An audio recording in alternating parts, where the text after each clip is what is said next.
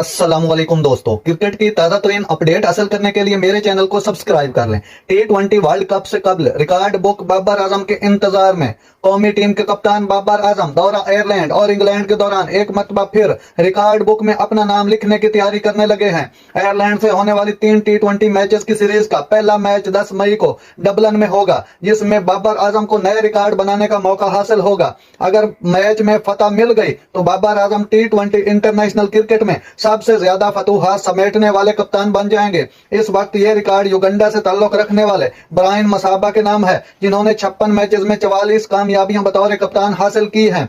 इस फहरिस्त में बाबर आजम का दूसरा नंबर है, जो बतौर कप्तान 76 मैचेस में 44 फतूहात के साथ दूसरे नंबर पर मौजूद हैं। अफगानिस्तान के साबिक कप्तान असगर अफगान 52 मैचेस में 42, जबकि इंग्लैंड के साबिक कप्तान आयन मॉर्गन 72 मैचेस में 42 फतूहात के साथ बिल तरतीब तीसरी और चौथी पोजीशन पर हैं। इसी तरह एक और